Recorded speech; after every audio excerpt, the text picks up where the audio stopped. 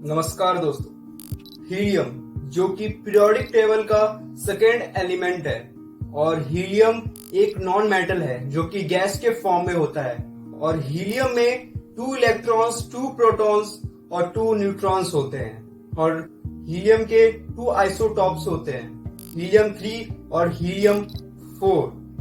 Helium 4 में 2 electron, 2 neutron और 2 proton होता है और हीलियम 3 में 2 प्रोटॉन, 2 इलेक्ट्रॉन और 1 न्यूट्रॉन होता है।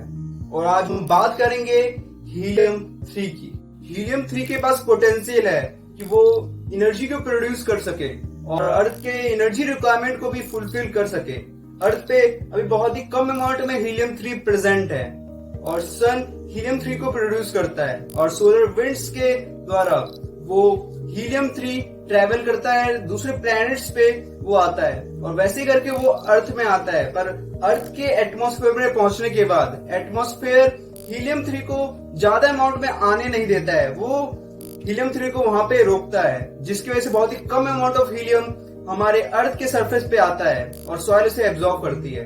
और जब ये हीलियम 3 सोलर विंड से ट्रेवल होके मून के पास पहुंचता है तो मून में वो आसानी से उसके सरफेस तक पहुंच जाता है और सॉइल उसे एब्जॉर्ब कर लेती है, क्योंकि मून पे कोई भी एटमॉस्फेयर प्रेजेंट नहीं है। साइंटिस्ट के हिसाब से 1 million tons of helium 3 moon पे प्रेजेंट हो सकता है, जो कि सन के सोलर विंड से ट्रेवल होके मून के सरफेस तक पहुंचता है। और हीलियम 3 एक रेन्यूएबल रिसोर्स है। रेन्यूएबल रिसोर्स मतलब कि जो कि कभी भी खत्म नहीं हो सकता और वो कभी भी एनवायरमेंट को हार्म नहीं करता है।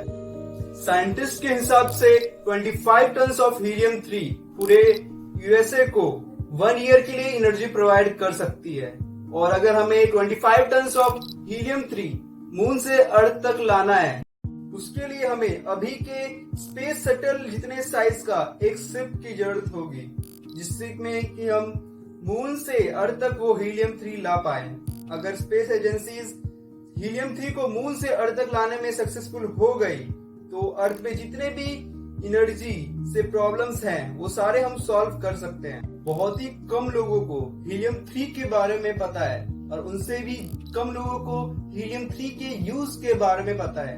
अभी के टाइम में बहुत सारी कंट्रीज न्यूक्लियर पावर प्लांट्स को यूज कर रही है इलेक्ट्रिसिटी जनरेट करने के लिए। न्यूक्लियर पावर प्लांट्स जो कि हीट प्रोड्यूस करती है और उसी हीट से वाटर को स्टीम में कन्वर्ट करके इलेक्ट्रिसिटी जनरेट होता है। न्यूक्लियर पावर प्लांट्स में जो प्रोसेस यूज किया जाता है उसका नाम है न्यूक्लियर फिजन और इस प्रोसेस में रेडियो एक्टिव वेस्ट प्रोड्यूस होते हैं जो कि बहुत ही ज्यादा डेंजरस होते हैं और इन वेस्ट को क्लीन करने में बहुत ज्यादा खर्च आ जाता है, जिसकी वजह से बहुत सारी कंट्रीज इन वेस्ट को क्लियर नहीं करती है। उसका सबसे अच्छा एग्जांपल है जापान और इसी कारण की वजह से जापान और नॉर्थ कोरिया के बीच में कुछ उनके रिलेशंस खराब हो रहे हैं। और यही दूसरी तरफ जब हम हीलियम 3 को यूज करते हैं एक प्रोसेस में जिसका नाम है न्यूक्लियर फ्यूजन।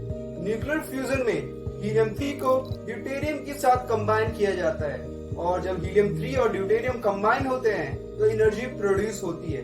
और इस न्यूक्लियर फ्यूजन के प्रोसेस में कोई भी रेडियो एक्टिव वेस्ट प्रोड्यूस नहीं होता है। साइंटिस्ट के हिसाब से हीलियम 3 को as a energy source use करने पर बहुत सारी प्रॉब्लम्स हमारे सामने आएंगी। उनमें से पहला है कि जब हम न्यूक्लियर फ्यूजन करते हैं तो अभी बहुत ही छोटे लेवल पर न्यूक्लियर फ्यूजन कर रहे हैं और जिसमें कि बहुत ही कम अमाउंट ऑफ हीलियम 3 यूज हो रहा है। और इसका सबसे मेन कारण है कि अर्थ पे बहुत ही कम amount of helium 3 present. Second cause है कि अगर हमें बड़े लेवल पर न्यूक्लियर फ्यूजन करना है तो उसके लिए हमें बहुत ज्यादा अमाउंट ऑफ हीलियम 3 की जरूरत पड़ेगी और जिसके लिए हमें मून से हीलियम 3 को अर्थ पे लाना पड़ेगा। और साइंटिस्ट के हिसाब से 1 lakh ton of moon soil produce करती है 7 ton of helium 3। Third cause है हीलियम 3 को मून के सॉइल से निकालने के लिए हमें सुपर हीटिंग रॉक्स की जरूरत पड़ेगी मून पर और इन सब चीजों के लिए अभी बहुत ज्यादा टाइम है और हमें और ज्यादा डेवलप होना पड़ेगा और हमारी स्पेस एजेंसीज को और ज्यादा डेवलप होना पड़ेगा, और ज्यादा स्टडीज करनी पड़ेंगी इन चीजों पर, और एक ऐसा स्पेसक्राफ्ट बनाना पड़ेगा जो कि इतने ज्यादा हीलियम 3 को अब स्टोर कर सके और मून से अर्थ तक ले आ सके। हीलियम 3 को मून के सरफेस से निकालने के लिए मून के सरफेस को 600 डिग्री सेल्सियस की हीट तक पहुंचाना पड़ेगा। हीलियम 3 को प्रोड्यूस करने के लिए हमें ट्रिटियम को डीके करना पड़ेगा, और ट्रिटियम जब अपने हाफ लाइफ 12.3 इयर्स के हाफ लाइफ पे पहुंचेगा तो वो डीके होकर हीलियम 3 में कन्वर्ट हो जाएगा। आपका हीलियम 3 के बारे में क्या कहना है, आप मुझे कमेंट में बता सकते हैं। और हमारी स्पेस एजेंसी इसरो कब तक हीलियम 3 के लिए एक स्पेसक्राफ्ट बना सकती है, और कब तक हमारी स्पेस एजेंसी इसरो हीलियम 3 को मून से अर्थ तक ला सकती है। आप मुझे बता सकते हैं कि आप कौन से कंट्री से ये वीडियो देख रहे हैं, या फिर कौन से इंडियन स्टेट से ये वीडियो आप देख रहे हैं। अगर आपको ऐसे ही वीडियो चाहिए तो आप मेरे चैनल को सब्सक्राइब कर सकते हैं, और अगर आपको ये वीडियो पसंद आया तो लाइक और शेयर कीजिए। और ये वीडियो देखने के लिए आपका बहुत बहुत